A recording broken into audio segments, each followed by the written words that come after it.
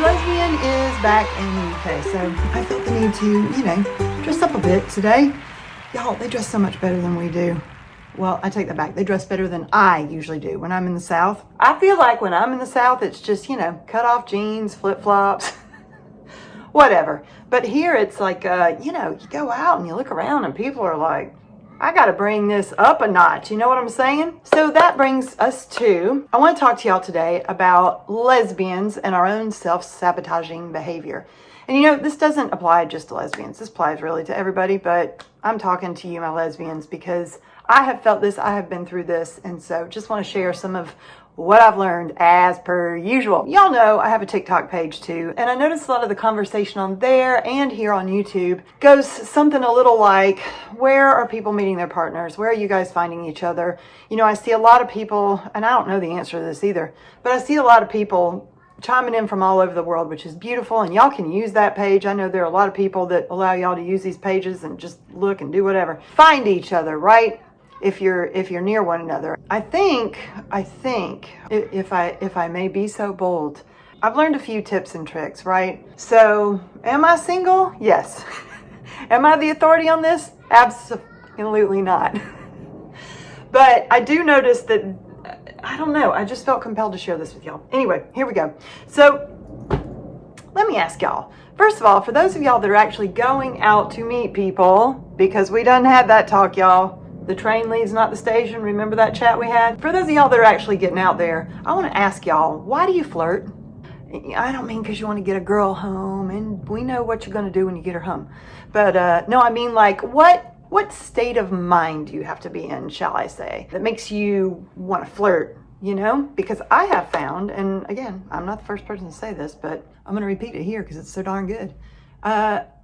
I don't flirt when they look good. I flirt when I feel like I look good, right? When you take a moment to make sure you're looking cute and you've got everything, your hair's done, and got your cute clothes on and whatnot. I've noticed that on those nights when I go out, I walk into those places with like it's almost a swagger, or for lack of a better term, but it's kind of like, who wants a piece of this?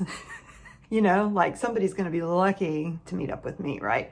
But those other days where maybe somebody calls you last minute, or maybe you're just not in the best mood and you kind of force yourself to go out and you half-assedly throw yourself together and go out, you just kind of want to play small. You want to sit in the corner, you want to sit at the table, let your friends all do the talking and bring people over or whatever, what have you, right? And this doesn't just mean in a club, y'all. This means you can meet people everywhere, as you know, right? Like, for me, here in the UK, there's a lot of public transportation, and I know it can be creepy to hit on people in public transportation, so don't do it. But I'm just saying, you're going everywhere out in public. You don't have to wait for the club to dress up. My Southern mom, who, bless her heart, she'd tell me when I was a teen, every outing's an opportunity. So, she always wanted to make sure I had on makeup and all the stuff, had my hair done. And, at that age, I could not effing be bothered. But now I kind of get it, because I'm like, yeah, well, I'm single, and when I'm at the market, I want to look my best, because you never know. You never know.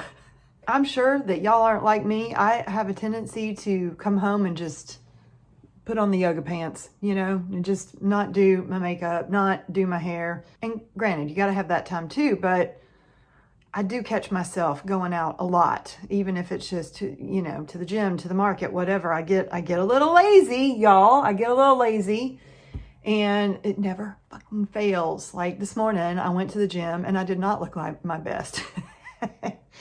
And there was a really cute girl in there who was kind of watching me from the other side of the room, but I don't know, y'all, if it was just me or what, but when I got up close, I think she thought, well, there's a 100-footer that looks good, but up close, I think she was like, go away, booga. Y'all get my point. So I'm just saying, when you look good, and I'm repeating this from stuff that my life coach shared with me years ago, and I have found that it's very, very true. So what are y'all doing to make sure that you feel good when you go out into the world? Is your mind right?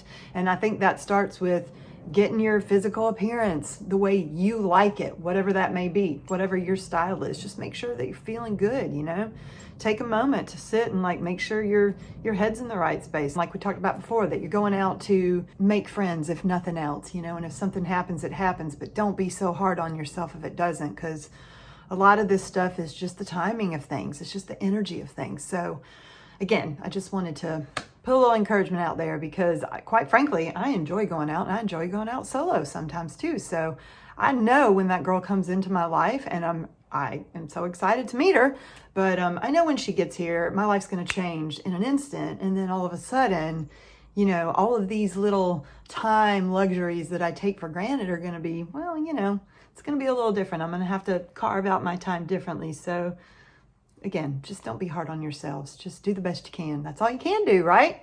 Wherever you are in your corner of the world. You know, it's almost like, and I don't know how many of y'all like listen to Abraham Hicks or anything spiritual, but there's that saying that goes, you know, like the farmer that plants the seed doesn't walk out there and stomp on the seed and say, you stupid seed, bloom faster. You can't. You're going to go at your own pace. Everybody's going to go at their own pace. You can't force these things, right?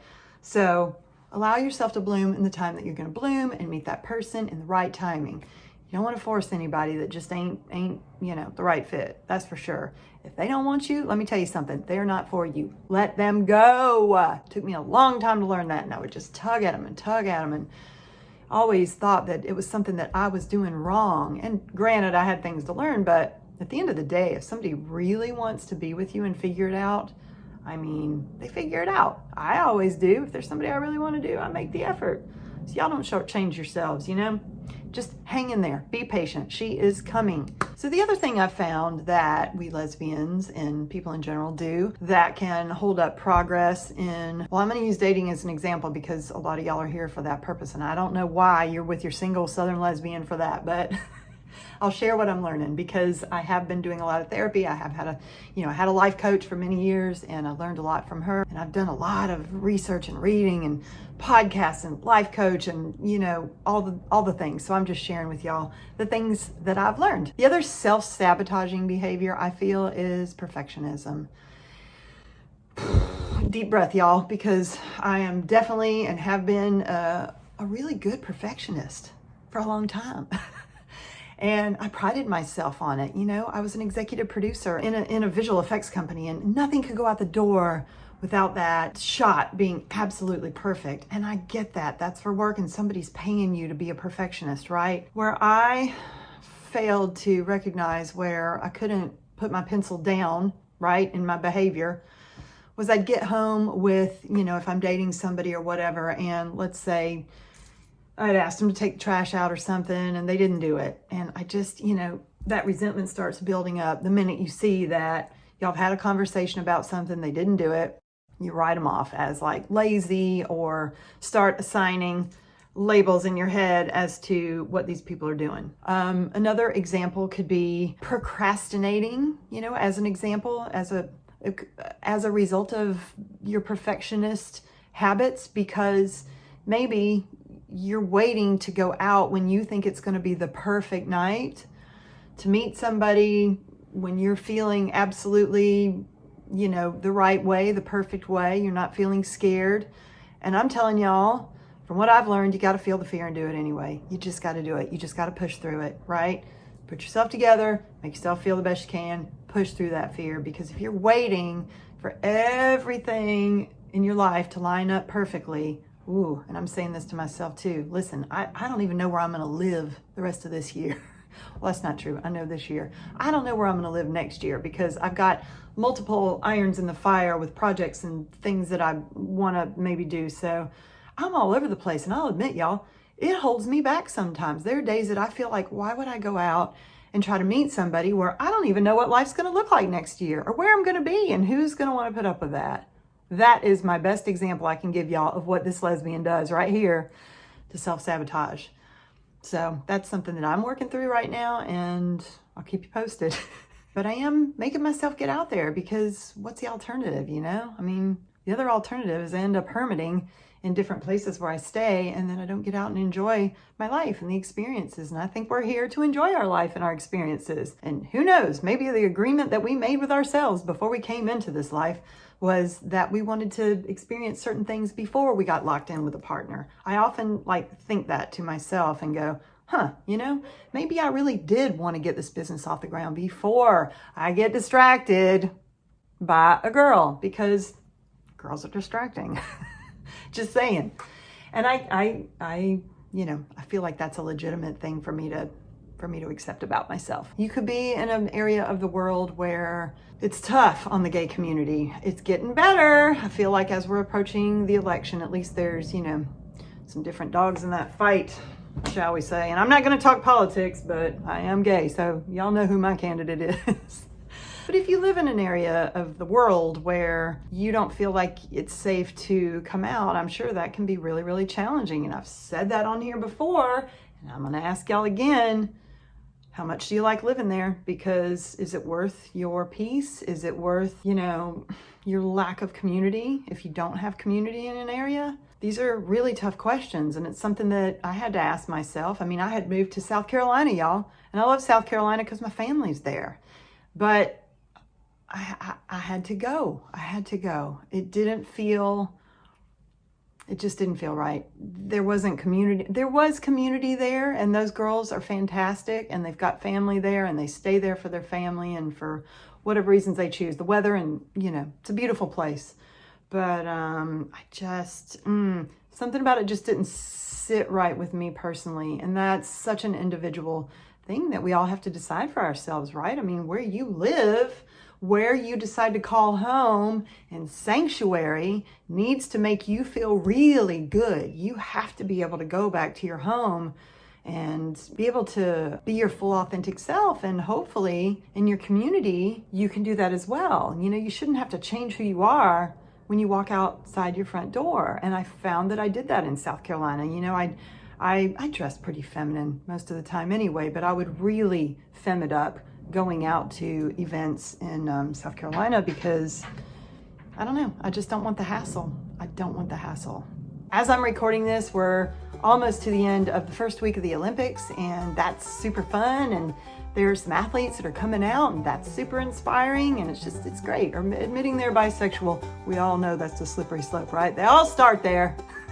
It's super fun to watch, and I hope y'all are enjoying it. Can we talk about some of those volleyball athletes?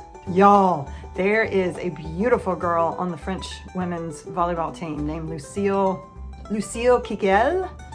Oh my God. Anyway, too young for me, but beautiful. Holy cow, there's some beautiful athletes. Simone Biles, how freaking beautiful is that girl? Some of them you just they're really fun to watch. The girls are just kicking ass this year. Oh my God, the BMX gal, the British gal, Beth Shriver.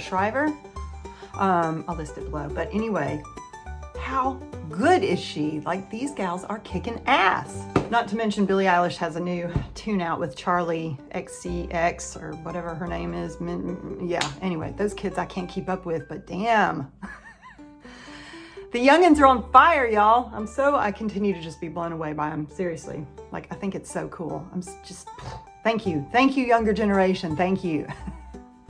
As we pass the torch, I'm just super proud of all that y'all are doing. That's all I've got this week, y'all. I'm sending y'all so much love and so much best wishes that you get out there and you meet someone. Do it this week. Stop procrastinating. It is, the end of summer here, y'all. So get your butts out there while you can and enjoy time. Go by yourself. It's okay. You don't have to wait on anybody. Stop procrastinating. Feel the fear and do it anyway. All right, y'all. Have a wonderful week. See you next time.